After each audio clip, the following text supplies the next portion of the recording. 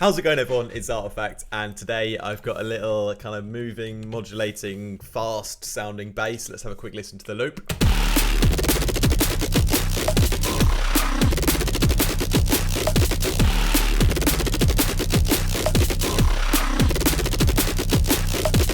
So we are, of course, talking about this one here.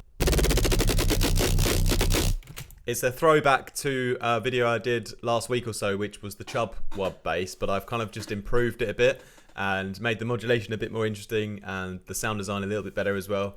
So if we take a look at the basic patch here, we actually go to basic shapes, and if you go all the way to the top, you get to this kind of weird pulse square wave, and it's got some sort of noise in the wavetable as well for some reason. But anyway, it looks pretty good, and if we just kind of solo this one, let's turn off all our effects for a second, our unwelcomed dinner guests. Wow.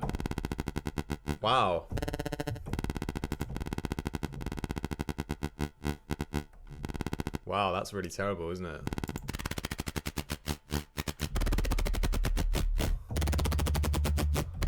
We rely heavily on the effects in this section, as you can see.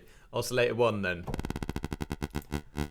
We've got this set to the LFO 2 on the level of the Oscillator 1, and I'm going to be, just drawing in this kind of curve here, and then we're going to be modulating the speed at which that is cycling through by using LFO 3. So you can see here, it starts off low. That means it's going really fast, because we track LFO 3 to this part on the seconds here.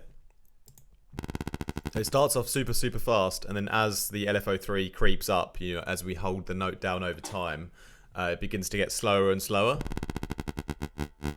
until this end point where we have a little bit of a dip and then a rise up again. And yeah, we're just tracking that on the level, and then if we add in our second one here, it's the exact same waveform again, but this time I've just high passed it by using this kind of high pass mode here, and then we ring modulate in a little bit of noise from the sample.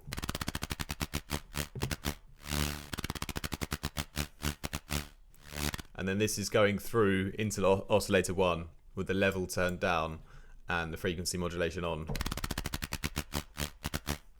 This is kind of the top end layer to the sound. Then we need to add in our kind of sine wave underneath, and it's actually, if you go all the way down, you get the kind of classic sine wave. But I've actually gone one level up, so it's kind of a bit more of a square slash sine. It's kind of just rounded off a little bit. And yeah, with this one, the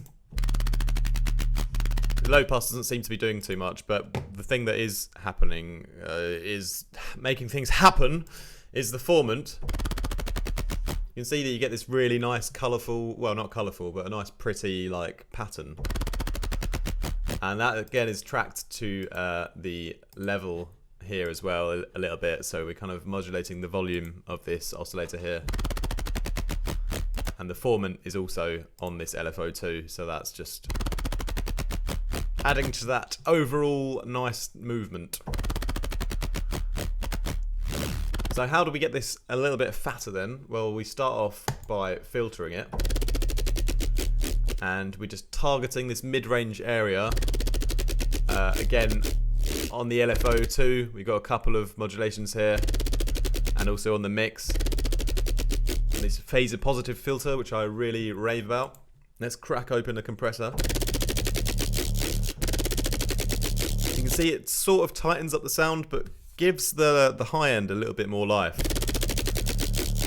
I've just tracked the LFO 2 again. You can see I've got a lot of modulations here on the band and the high pass. And then if we go over to the chorus, we can...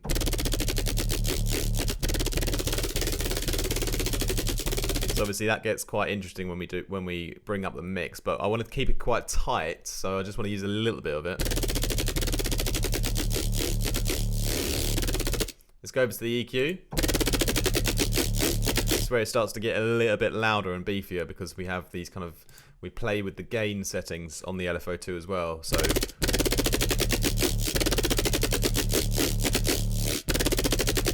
you see we kind of modulate the amount of frequencies to go up and down in time with our LFO.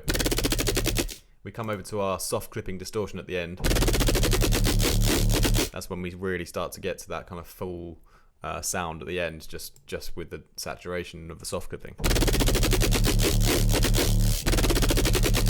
And we could add a touch of reverb if we wanted to. If we play that back in our mix,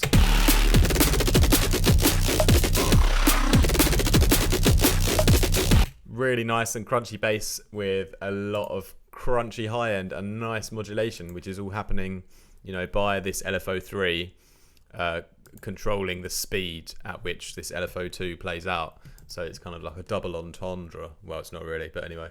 Yeah, this is the Machine Gun Bass. The preset is available now on my Patreon if you want to join that. And if you don't, then that's also fine. We can still be friends, but just not as good friends, all right? No, I'm just kidding. Have a lovely day. All right, bye.